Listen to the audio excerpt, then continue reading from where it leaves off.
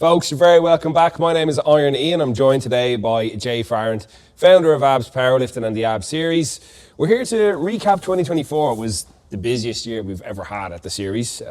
Usually, series had been 3 main competitions, approximately April, August, and November. But this year, it's been a stacked calendar. And looking at 2025, it looks like it's going to be much of the same. But thinking back over the year, naturally, we had our main meets, we had our Clash of Titans, we had the Pro, and then we had Series 19 then in November.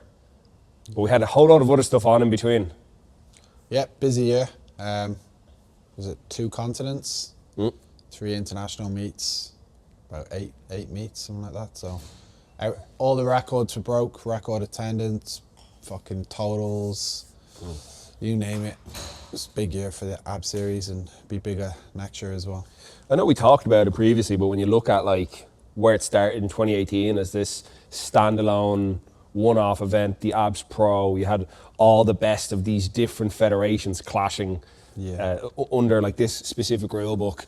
And it reminded me of, back in the day, the WWF versus ECW versus WCW. That's what it came off as, and then naturally became the series then as it graduated into 2019, and it became its own thing.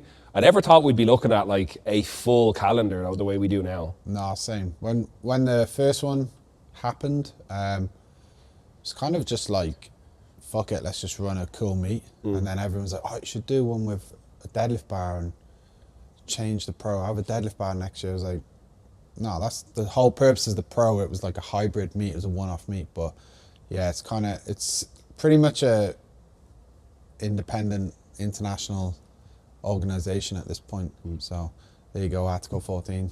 Yeah, that's actually like one of the interesting things to think about it, because it's not a federation as such. There's not. You bring this up all the time, and I know back in the early days you had to really reiterate this. There's like no join-in fee. There's no membership number. It's like they're essentially its own massive standalone, unaffiliated meet system. Like, because it doesn't use weight classes, it uses obviously the scoring system and things like that. But from where it started to now, and then looking into 2025, like I was doing out my schedule for 2025, and I think there's like meets almost every weekend just between the domestic competitions and the series. Not every single one, but like it's getting very busy.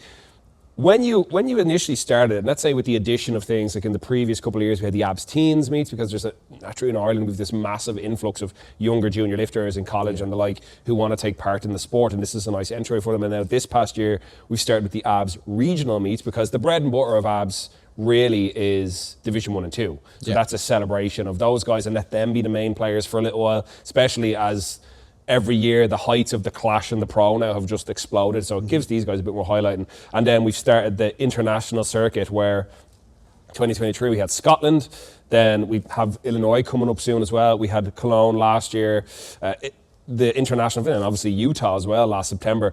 The international presence has just continued to grow. Like, was this all by design, or was it just through happenstance? Like, oh, we'll add this to the calendar, and we'll try this, and then it's just become a full schedule? No, it's pure chance. Just being able to just go with the flow, as they say, listen to lifters, read the market, read what people want. Not obviously always keep your integrity of what like you're trying to do, but no way did I foresee this being what it is. Going the route it did, but I think now it's like the sky's the limit, as they say. I really think this is in the next 2, 3, 4 years, it's gonna just explode. It's already exploded, but it's gonna really take off. The foundations are there for it to be very, very big, up there with the kind of, I wouldn't say competing with the IPF, because it's a completely different product. But on the scale of like a big audience.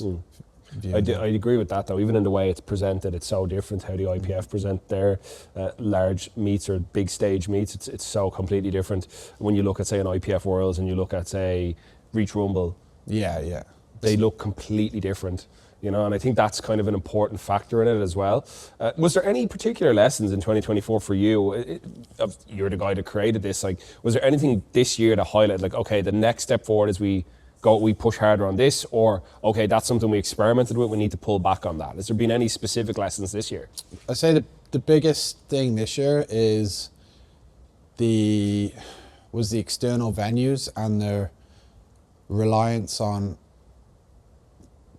the club members. So without the ABS members, like this, it's not possible. So this year has been really, really heavily reliant on people volunteering. And as you said, everything's getting busy in powerlifting. So that's kind of not being a lesson, but like it's a problem I can see for the expansion is, relying heavily on the club members, but they all stepped up. But the biggest one is like learning to work with external venues. So jokes aside, that really came in with like the USAPL venture that we did this year. So that side, I don't regret that happening at all, because I learned a lot from working with, obviously outside venues. So yeah, like, realizing a few things that we tried didn't really work. Abs Pro was brilliant, but things like not having it a 2-day kind of made it a little bit different. That event didn't need an external venue, where everyone was, including myself, everyone's like, nah, it needs a bigger, newer venue. So things like that, they became less profitable, and then obviously your expenses are higher with them sort of events. So again, it's always going to be a learning curve as you get bigger. You make mistakes, and now they're just getting way more expensive. It's not like, oh, damn, I should have ran more food at this event. It's like, okay, you're thousands of euro out of pocket because you didn't run a second day, and there was a concert on that day, things like that. So, but that's what makes it fun, I suppose, is like having these roadblocks, learning, making them better for next year, which is what we've done, and then just listening to people as well, like what they want, what they think.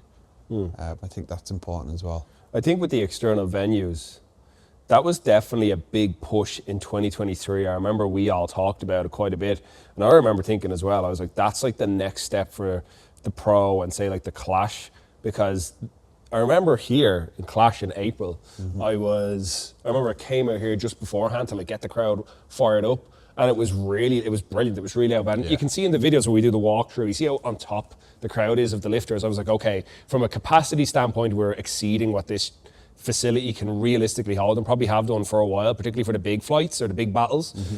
And even just practically from a fire safety standpoint, everyone in here would die if the place went up in flames. So I think like we were definitely thinking, right, next step is these external venues. And I know we tried then the venue at the Red Cow for the series, but there was definitely something different about it. Felt like there was a little something missing. So I think it was definitely worth trying. I would never fault that we tried it, because everybody was saying that that's like kind of the next thing you need to do. And you did, we did try it, and like, I think there was elements of it that were brilliant. Yeah, like the optics were brilliant. I think that, like, again, I learned so much from doing that event, just the logistics around it. And I've done fucking loads of external venues with, like, saying through the IPF and that, but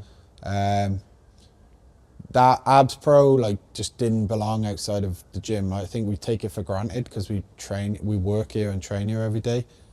We take it for granted, like, what it means to people, like, lifting on that platform. Like, that's where there's so much history there, when they think of going to Abs, that's the shit around the gym. And it's only when I sat down and spoke to like the likes of Luke and Dave, and they were like, man, it's just the wall. Dave said something, the walls speak to you, which is kind of like, it was like, fuck, you're right. Do you know what I mean?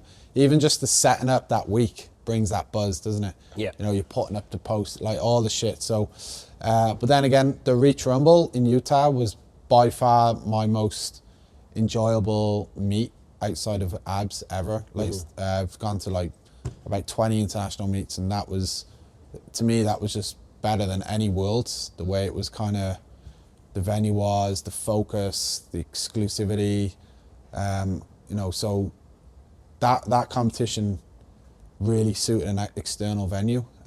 So again, it's just learning what meets belong where. It's like playing the FA Cup final at Wembley type thing. It just, you could have it in Cardiff or you could have it somewhere else, but like, it belongs, that's where it belongs. Would you try running Clash outside of Abs? I don't know. Like, I'm not in a rush to. Yeah. I think like we've got it. I think we just got to make the most of this venue while we got it as well. Yeah. Like, because this is only going to be here for the next 4 or 5 years if we're lucky. So,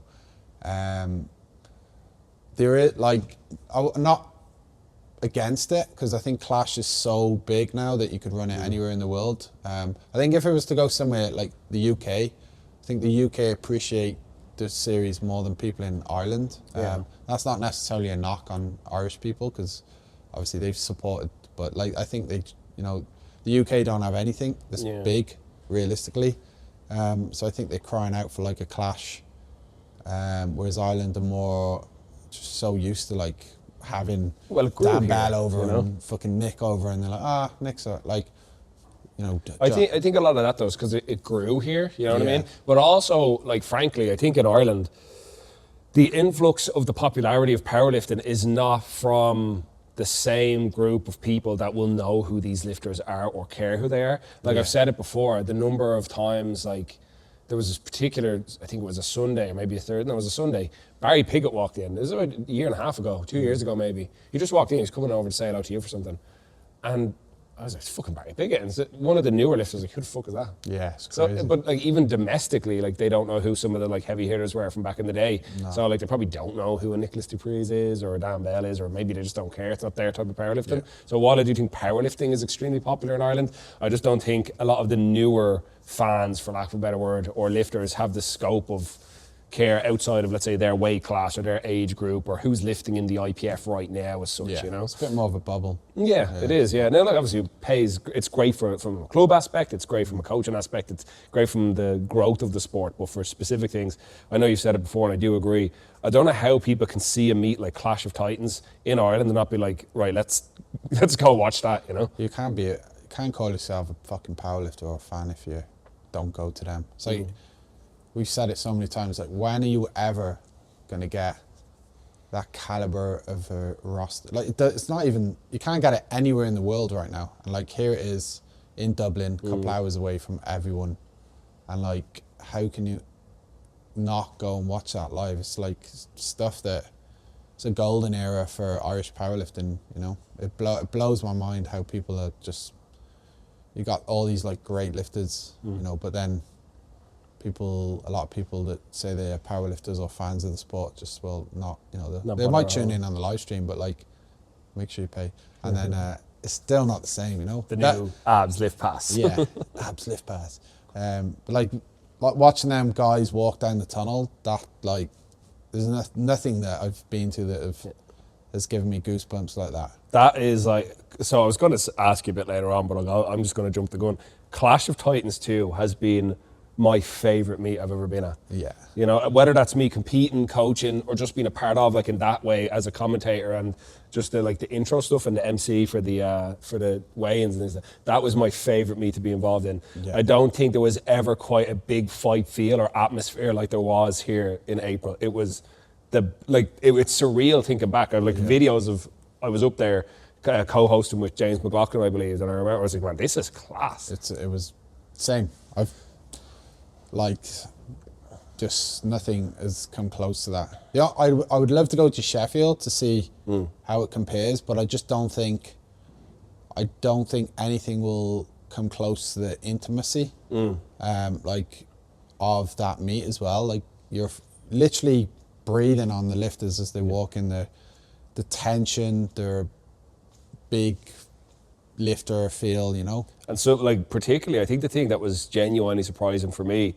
when we were doing like their weigh-ins and their ceremonial weigh-in, or doing the short interviews in the back, these lads are fucking big. Yeah, I was gonna say, so the difference of like other meets, like I've been to about 15 world championships, is they're titans. They're the biggest humans on the planet. Dan Bell's head.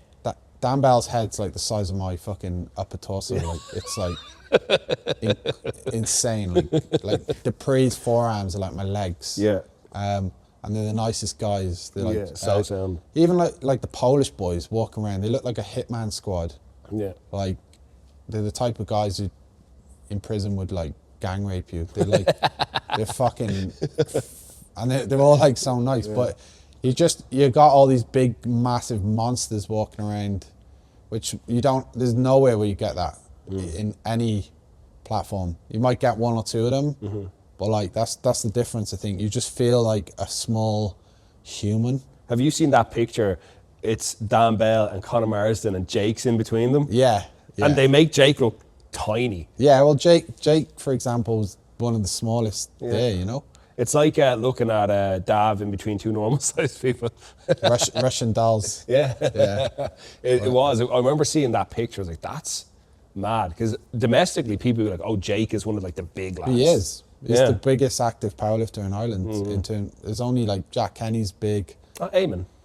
Yeah, they're the three big boys, and they all look like kids, you know. Eamon's quite big, but yeah, I agree that competition, nothing has come close to that in terms of just everything, you know. The quality of lifting, the crowd were just insane. You couldn't move in a good way. It wasn't uncomfortable. Everyone was engaged. The build up, the everything. It was just the finale. The gym looked great. It felt like you're in a old school football stadium. So, and this year, just the ticket sales for that this year are already like nearly sold out. So if you haven't got a ticket, sort it out. Fucking get on the website and buy it. Do you know, actually, I think we may have talked about it a little bit in the past, but just because we have the whole year behind us now, we've seen all the comps, we've experienced the whole calendar. I think it's fair to say that like we've only run Clash of Titans twice. The third one now happening in April. Yeah. We're coming into our 7th Abs Pro. I would say, even looking at the live stream numbers from hosting, Clash has just skyrocketed in popularity. Like the Pro is still well regarded the world over as the toughest test in powerlifting, but I think from a pure optic standpoint, the Clash just is way more visible. Why do you think that is? I think, like the numbers don't lie. So this year, I think it was about 15,000 people tuned in for the Pro. So even though it's got more lifters, more nationalities, whereas the Clash, it got like 6,000 just for the weigh-in. Yeah, and it was flying on the stream. It literally got blocked a few minutes after it ended, and it was like hitting 25,000, and it was going up like hundreds per second. I was watching it. During the squats at one stage, it was at 21,000 and the number just kept, it would tick up every couple of seconds, like more and more people were coming in. I said that would have hit like 30, 40 easy. But people want to see big weights, big humans, and they want to just see it clear, like this guy is lifting more than this guy, that. And that was another like thing about what works. People just, total always wins, you know. It's the same at like any comp. You want to see the strongest people lift the biggest weights. That's like fucking powerlifting. And I'm obviously a part of the problem in terms of like bringing formulas to the forefront, but total is king. And again, like we've been in the sport probably a decade each easy, and just seeing the big guys walk around, it still brings, it's still like fucking cool to us. Yeah. We're around it all the time. So yeah, people just want to see fucking units lift units. Yeah. I think that even just people can purely understand, if not the exact weight on the bar, but they can see the number of plates on the bar. Yeah. And I think that just, it's like very visually satisfying to understand this person is about to attempt this massive weight. And that's it, because it's the classic thing people will ask. They're not asking, what body weight are you at? What bench are you doing? No. They go, how much do you lift? How much is that? Yeah. And I think it appeals to the entire audience. It doesn't matter whether you're a 20-year-old kid or a female lifter or an old cunt. You're just seeing someone lift a big weight, you can appreciate it. Yeah. Whereas the same with Sheffield, man. Like Jesus carries, to me, I think he carries that event the last couple of years. Would you ever invite him? Yeah, I've been chatting to him. He wants to do Rumble. His goal is to win 6 worlds, and then I think he's doing the Rumble. So amazing. There you go. You know, like, because he obviously wants competition as well. Yeah.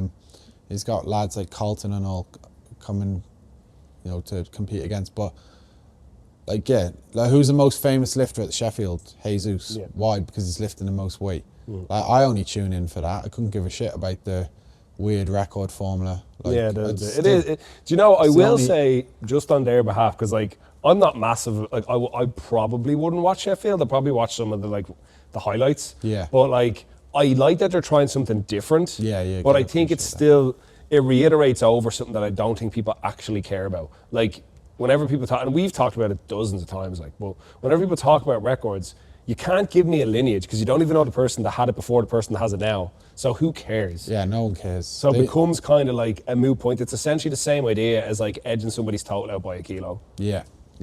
It's just, I'm not shitting on it. It's just hard to like be interested in.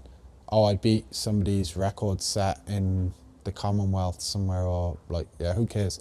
I just want to see big weights. Yeah. I want to see if that person gets the lift. Not really interested in the winner, but back to my point, Jesus is the main draw. So if he was to get injured, I don't think, because we all want to see him smash out the total. Yeah.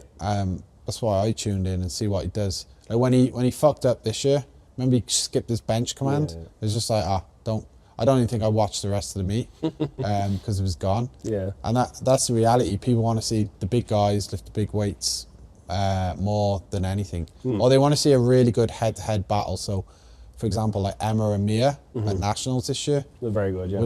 They carried to me, they carried Nationals. Like, I can't, like, that was, Scott Dean winning was probably like a second. That was good, yeah. That was to see. good. But like that was the battle. So Clash of Titans has it all. It has big weights, big guys, head-to-head battles, and it's on total. So I think that's why it like shadowed the pro this year. Not shadow, but it's definitely the spearhead. The pro is still, like, I think for lifters, I think pro is like the biggest thing because they know it's the toughest thing to, like, if you look at the people that are lifting these kinds of weights, a lot of them are relying on things like a monolift, the deadlift bar, it's the squat bar. purist. Yeah, but they have to lift to a very high standard, but also like walk out their squats. They have to take it out on the noodle bars. Some of the big lads call it. They really have to fucking like nail that deadlift. So I think those things are what make it good. But I think from an audience standpoint, you have to be kind of already a fan of powerlifting to get why the pro is a big deal. Yeah, Where I think your mom could watch Clash. Yeah. Like, jeez, the size of the head in that lad.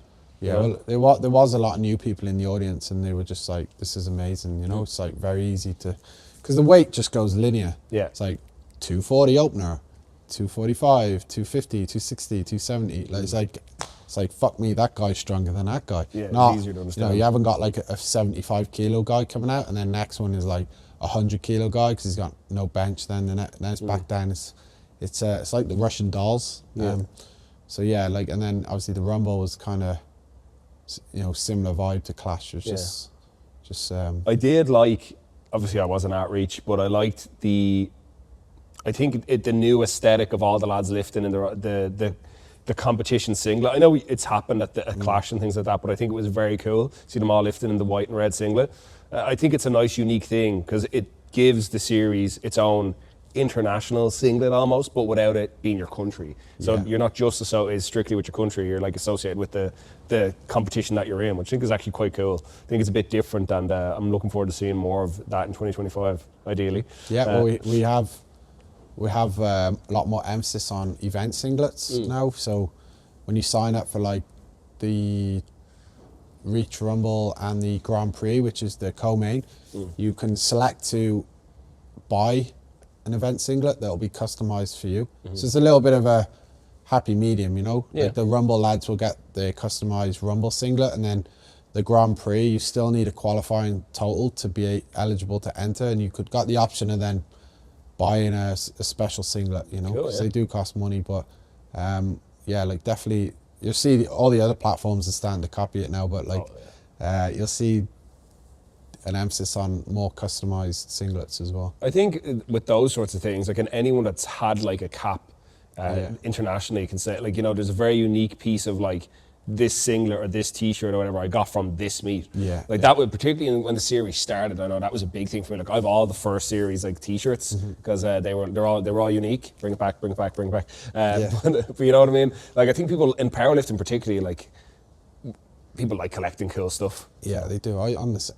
Look at it. Incidentally, all these banners actually from all these international meets we were just talking about. Everything. But so talking about that then, And like that, we have Clash based on total, we've the Pro, it's toughest standard based on formula. Have you ever thought about doing something different for your November meet, or do you want to keep that as like the pure original formula? No, I think it's something does need to change with it. Just don't know what. Maybe make it sleeves, maybe, I don't know. Nothing jumps out. I do, like, it does well, it always sells out.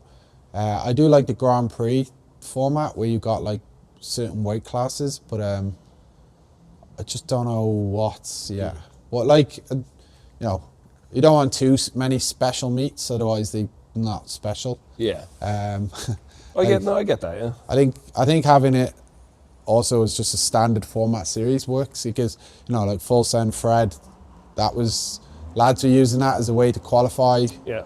You know, you win the event, but also to qualify for big events next year. So I think like the standard format still has its place, like Scotland. Yeah. I know a lot of lads are lifting at that to try and get into the Pro, and so it's kind of worked its way into being almost like a qualifier without being as low as a qualifier, you know. I know like Wiley is, because I started saying, look, if you win these events, you're going to get your invite for the Pro, where we never did that before. People were kind of like, right, maybe I'll do an easier event, a domestic event, you know, where the standards are not quite as sharp, and I get to use like, you know, longer flight time. I might use that to use my score to get an invite. So having the South African meet, the Scottish meet, and this meet are going to be more so qualifiers or ways of getting direct invites to the Pro. So I think that definitely helped, but maybe bring in a sleeve division, or everyone keeps saying about a tested division. Well, again, that's a whole new ball game of. I think people throw those things out without considering the logistics of that, like who's going to do the testing. Well, that's it. Who's going to do the testing all year round? Because fucking in competition testing is about as useful as tits on a fish. Like, if you fail an in-comp test, like the guy who the USAPL meet did, then you're a fucking idiot. Like, do you know what I mean? So you need to be testing all year round, not on the day. Yeah. And then you've got to be absolutely watertight with your procedures, otherwise you're open to get sued, you know? So, even from a cost perspective, that's a massive amount of money. Like, you know, there's a lot of money. Like, let's be real, the IPF are the premier platform for tested lifting. Like, that's why, you know, we're not trying to compete with them. Yeah, I think it starts to become like almost what's the point? You know what I mean? Yeah. Like you've already got an option there if that's the kind of route you want to go, and I don't think it would. You'd have to. I think even for you as a meet organizer, for you to be able to run that and make a profit, you'd essentially have to start a membership for just that division, which becomes basically another domestic IPF offshoot for tested powerlifting. Because how else are you going to cover the costs? We won't. Unless the ticket entry for those meets is like $250 or some shit. Yeah, and it's like, I'm not going to do that. So, I haven't figured out a way around that anyway. But for now, like, who cares? Like, just go and, if you know, there's other platforms. If you're a tested lifter and would you co-run with the IPF again? Like you did in Series 14, was it? Yeah. That was a good flight. Yeah, I'd probably be open to it, because they've put more emphasis on the, you know, like gyms. I don't know, like I think honestly, like domestically it wouldn't hurt. I don't like working with other people though, you know, especially the IPF in general. Just not because of the people, because of the fucking bureaucracy and bullshit that goes around it. Jay and rules just don't really. It's just this fucking shit, like, you know, okay, you go from like having, you know, t-shirts off, getting hyped up in the tunnel, getting slapped around, to being like, literally can't do anything. So it's like, you know, it's, like I said, it's not the same product. Yeah. They're not competitors. It's the chalk and cheese trying to compare it. So it would have to be like our way, you know, because it's our platform. I don't know if that works at both parties, but like that co-meet we did run, I thought, looking back, it did kind of work. You know, it was nice to have like Melvin and Damien and Kremins and Matt Henry and all these lads do do our meet. Yeah. Well, I think even like speaking of a lot of the names you mentioned, I think these are lads that definitely want to do, they want to experience that, but they're also kind of like locked into doing big things within the domestic federation. Like I speak completely biasly because obviously like I'm very involved here, I lived there. I think it could really work. I think it is just about clarity on both sides about exactly what you want from it. But like I think as well, I think the main thing that it would work well is that it would provide the best possible experience for those lifters. Yeah. And that's ultimately, I think, what I know for us at the series, we're really about that. Like I think all the lifters that have ever come to the series will say, well, maybe except for one from November. Yeah, you always get one. But I know anyone I've ever brought to a series, or like specifically I'm thinking of Sam and Lizzie, who travelled over for the first series at Series 19, and they couldn't get over how well they were treated, not only as athletes for the AB Series, but as members of ABS Powerlifting. The first time actually visiting here as part of our online lifters, and they couldn't get over how welcoming we were, how they were immediately kind of brought into the team. So I think that's like something we've got nailed, like the lifter experience, and I think that's something that we could like look to extend. But look, again, who knows what the future holds, I suppose. Yeah, never say never. Always keep my personal views kind of out a little bit sometimes with the platform, because it's what's best for the lifters as well. You know? Otherwise, they won't come back. But yeah, who knows? Yeah, I think I think that's the best thing about it. That was kind of what I was going to ask. 2025, there's a full calendar there already, and it's stacked. Like, I mean, our first meet of the year is teens in... No, Illinois. Oh, geez, yeah, Illinois, the regional in February. So, yeah, that's right. So, let me ask you about the regionals first, then, and then I'll ask you about teens. What was the inspiration for the regional meets? I think me and Ian Benson, so Ian was like, Jay, I've got a fucking brand new gym.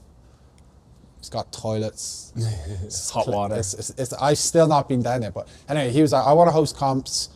Let me run a series. And then I was like, I can't take the series is here. Like, you can't really replicate everything. Mm-hmm. So we kind of chatted and we're like, well, it'd be great for like a stepping stone, you know, for people. So, and obviously, you know, like D2, D1 we haven't not sold that division out in years. So, it was a way of giving people a really good competition that are maybe not ready to like jump into a full series. You know, so and he wanted to run meets, so I was like, yeah, let's do like a regional where it's essentially the equivalent to like an open. For sure. Yeah, and it just kind of, you know, we did the first one. He ran it seamlessly well. Every single coach that went down there was like, that was fucking brilliant. Mm. You're not there for 2 days. Because again, we listen to the coaches, we listen to the athletes, and we don't, like, the beauty of that, we don't need, like, for example, when I was running the IPF, we had to run a full weekend of lifting to make it financially viable, because you've only got so many events. But with the regional, like, we can run 20, 30 lifters, make it a fun day. We don't have all these big overheads. So, you know, from a coaching aspect, no one likes day two. Sunday morning on a full weekend, it's just like shit, you know. Whereas this one, a regional, you can run a 1 day meet, everyone's at the same level. There's not like, you're not in a flight, you're not in a weight class and you've got some dickhead trying to qualify for Worlds and you're like 200 kilos behind. So it's still competitive. It's ran to a high standard, and it's enjoyable. Like, you can go and lift with your athletes all day. You can be home by 5, 6, 7 o'clock that night, or you can go out for a few beers, have some food, enjoy your time with the lifters, and then you're off the next day. So again, it's just identifying problems. Not even problems, just making things better. Gaps in the market. Yeah, regional, I really like that format now. It's getting people onto the AB Series platform. And then from there, they can go and do a series. They can go and qualify for nationals, which is something we all support here. Mm-hmm. Again, some people seem to think we're competing with the RSPF or the IPF, which is not the case.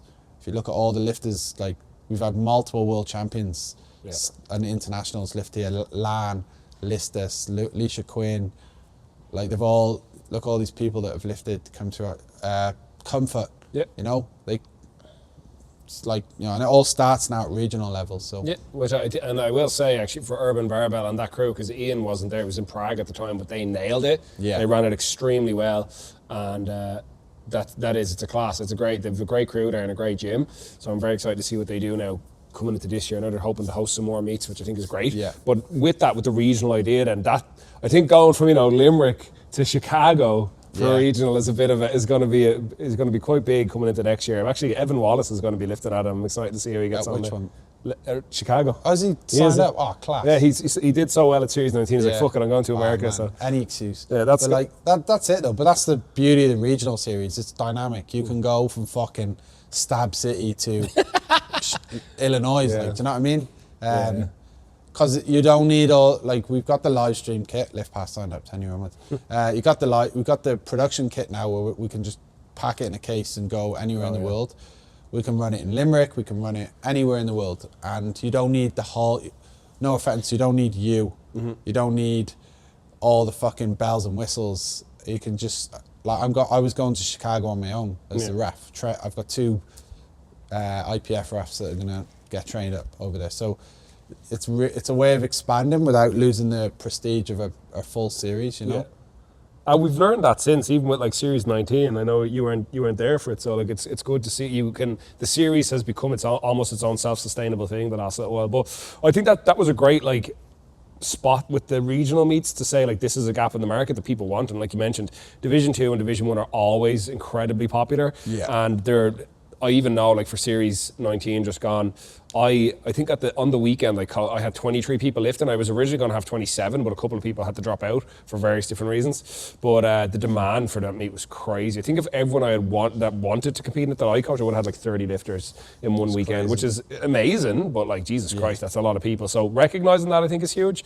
But then I really think you caught a good gap in the market with the teens meets, which we have coming in next year as well. But like this past year, 2 teens meets ran extremely well. I think they originally started as under 21s flights or divisions at the series. I think there was like an under 21 under 23s spin-off divisions, but it's again like teen meets they're fun, like, you know. They sell out every time, and it's not just about having a platform for just, you know, one event in the year. Where that one event, all the bells and whistles are thrown. Like you got to look after all levels, your teens, your D2s, your D1, they all kind of have to have the same, all good experience, you know. Was that though like a recognition of like the fact that we, like you mentioned earlier on, everyone's kind of on the same level. Like teens want to lift against other teens. Yeah. They don't want to lift against the fucking 40-year-old man. Like, no, they don't see lift against us. Yeah, the old like, you know, they want to be they want to be beating their mates. Yeah, they want to be going into sixth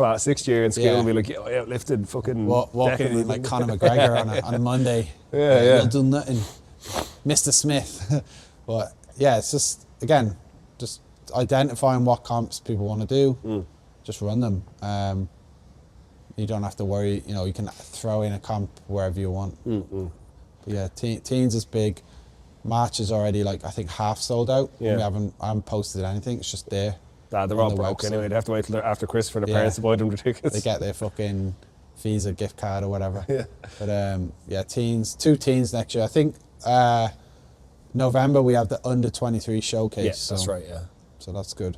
Like those are the things I think are interesting, because naturally with anything, like you can just run like, even if I think domestically with the RHPF, you've got your open meets, your national meets, and your international meets, right? Now, I know they're running.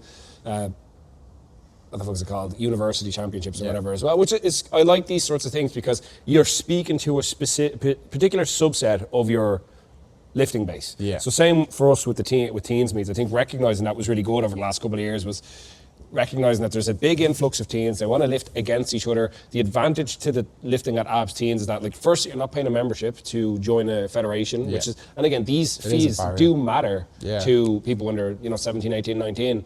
It might only be 50 or 60 quid, but to them, that's a lot of money. Same with entering the meets. The competitions cost like 50, 60 quid. They're not that much money, so they're just spending one little lump sum, and then they're into the meet. Because I think, people forget when you're 19, spending 250 quid on an SBD belt's a lot of money, you know what I mean? It is. So it still is. is now, like fucking mad money, like. So I think like removing that at least one barrier to participation, and the fact that it's in Dublin where there's so many universities and colleges and secondary schools is a great addition to our calendar as well. And some of the young lads coming out of it. There was one guy at Teens there just gone. I don't know if you were at it. No, I wasn't.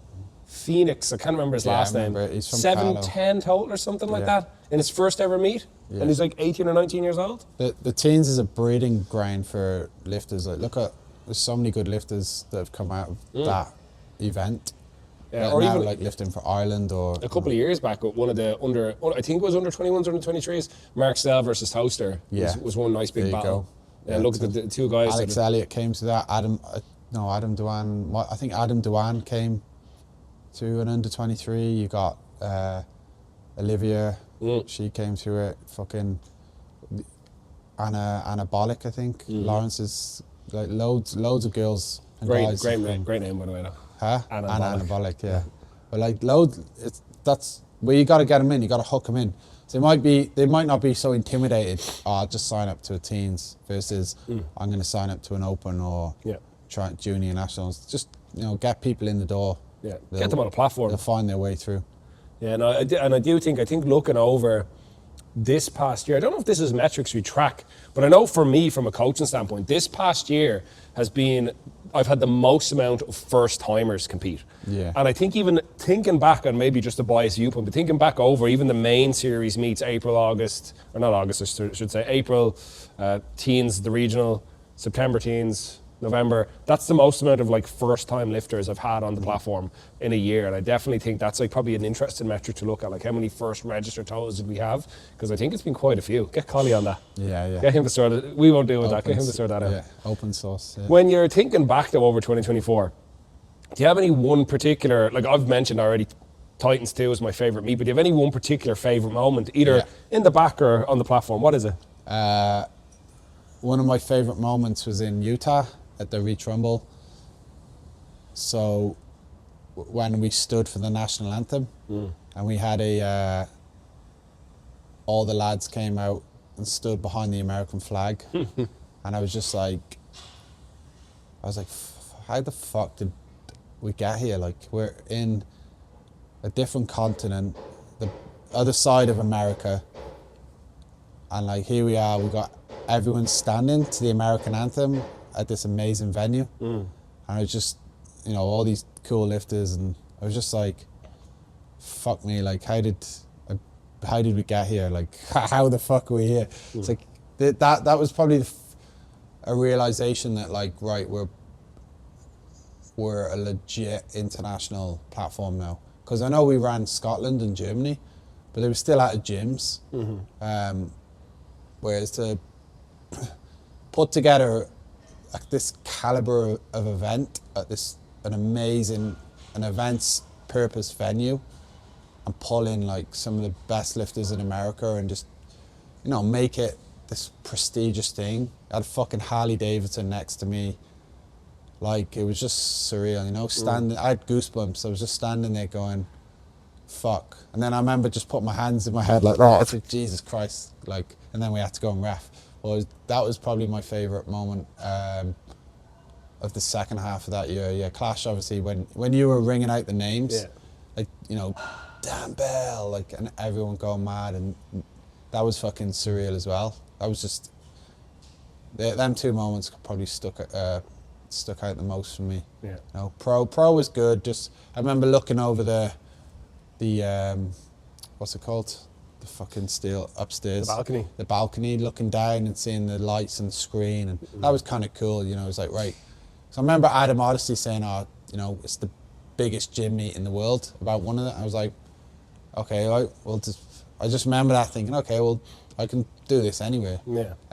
Now it's in an external venue and it looks amazing. So that was kind of cool as well. That was more of a personal thing, like proving that we can make this thing big anywhere. It's not the gym isn't why. Yeah. We can bring this anywhere. We're still going to get the same lifters caliber of event. So, but yeah, that was my favorite part. That's what you mentioned there second, when I was out trying to get the crowd amped up just before Clash. So a few people listen when I used to do pro wrestling. And there'd be some times when you'd be in the ring and you'd be doing a sequence or you'd be doing a face-off with somebody and you could feel a little bit of electricity in the air. It's a really bizarre feeling to describe to people that have never heard it. And I've always known it was there in powerlifting, but you wouldn't always get it. Even if you tried to manufacture it, it wouldn't always come about. But I remember being out on that platform being like, oh shit, like these people are in it. They're not just, no one's looking at their phone or, you know, fucking whatever, texting someone about where they are, what they're doing. Everyone's like ready for this first lift to come out, like, and I remember feeling that in the air, particularly when we're going through the names, Sir Dave, Dan Bell, Nicholas Dupree's, and feeling the audience coming over. And I think you mentioned it previously that the lads in the back, they were kind of having a laugh and a joke, and then when they heard that, they were like, shit, like this is, they switched on, you know. And that's the first time I remember going back up the ladder to commentate, and I was like, okay, I can feel that now. Like that's feel the tension.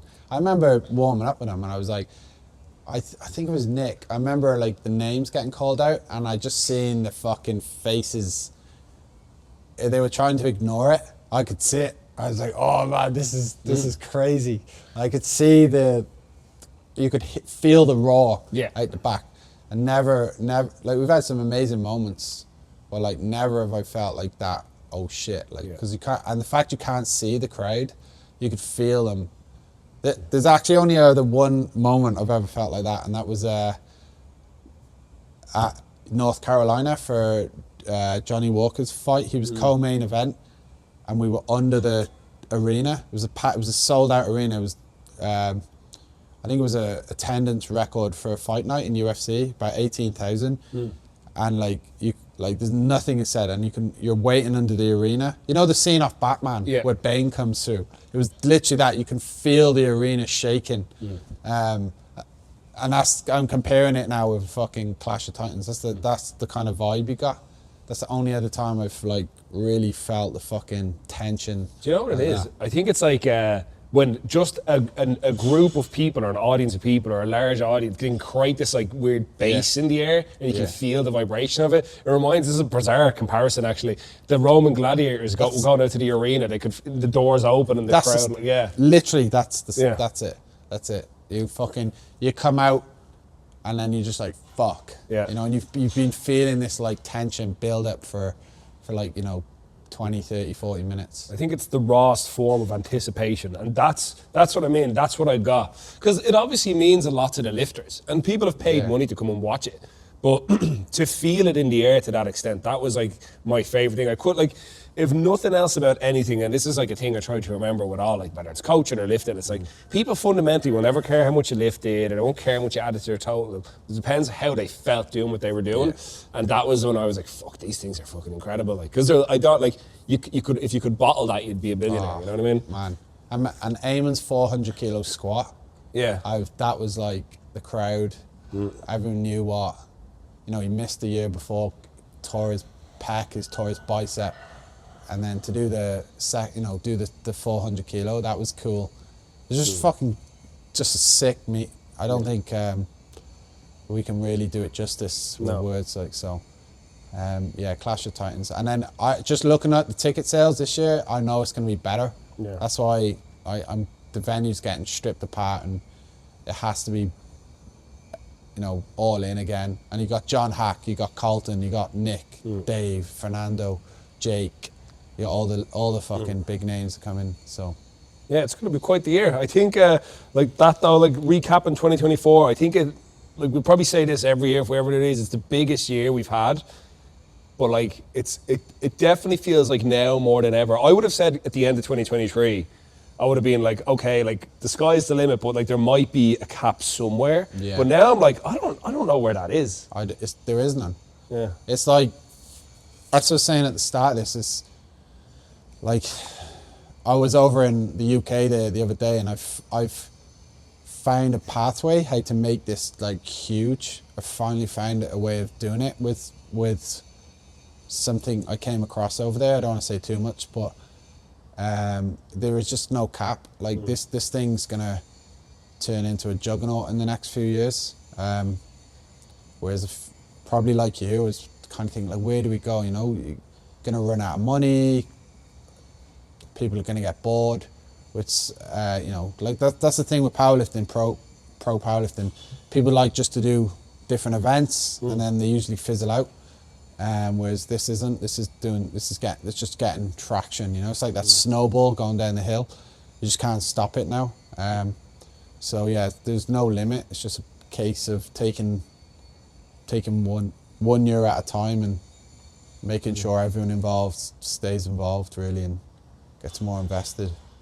Yeah, and I think that's the evolution of the series really. When you look at it all the way back from day one through 2019, through COVID, coming out the other side of that, and then I remember like even thinking the Pro 2022, commentated that with Alexander Clark, and even looking at from there to commentating the Pro Ian Benson in 2024. It's just like even in those 2 years, it's evolved so much, and that's the thing. It's like you don't now seeing how this past year's gone, particularly with cracking the likes of America with its popularity in mainland Europe. I think the sky's genuine. The limit could go anywhere. Yeah, and obviously you got Africa.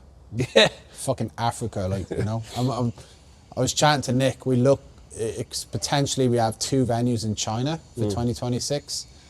So it's like that's fucking huge, you know. 4 continents potentially. Yeah, I can imagine running a Clash of Titans in somewhere in China. That would be a good. Do you know what it is though? I don't know. Like back in like the 70s and 80s when the wrestlers would go. Yeah. It would always be this thing. They'd be like chasing, like Andre the Giant on. They'd be like, because they love like big fucking dudes over there. Like even ask Vinny when he goes to Hong Kong. Everyone's always like thinks he's like fucking like a big massive bodybuilder or something. Vinny, like, but it's because he's so much bigger than a lot of them. Like, yeah, they're small. But Nick over there, man, he got treated like a god. Been watching the video. He's in the street doing. It's just fucking hilarious, and they know how to fucking look after people. Yeah. Like Nick was treated really well, and he liked it over there. So yeah, like maybe China in 2026. I don't know. See.